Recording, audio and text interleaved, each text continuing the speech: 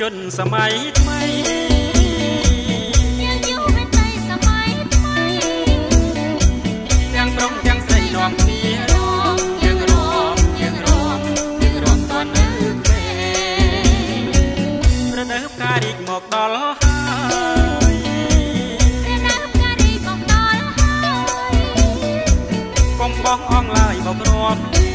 រំលែងតាមភ្លេងយ៉ាងពីរំលែងដោយចិត្តស្មោះបរិសុទ្ធទាំងអស់ស្រីប្រុសកុំប្រកាន់គ្នាវេលាមិនចាំយើងទេ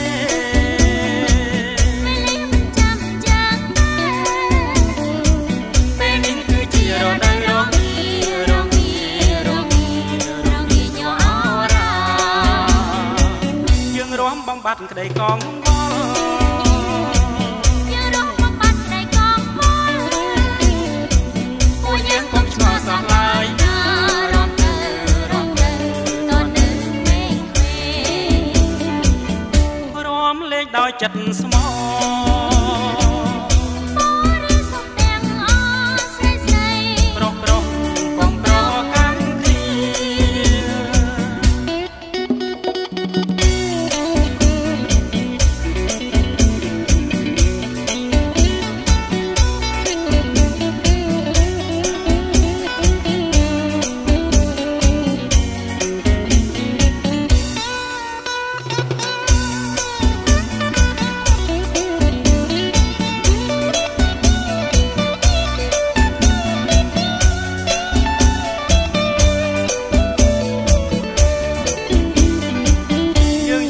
ជនសម័យថ្មី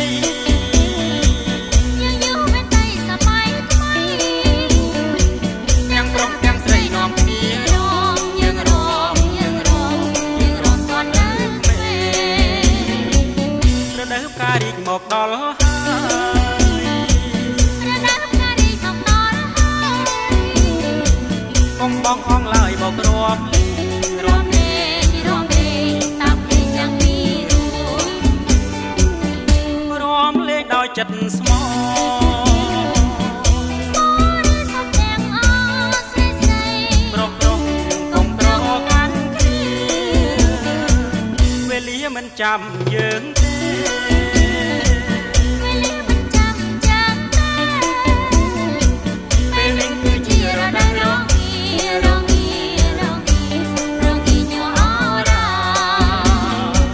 យើងរួមបំបត្តិក្តីកងវល់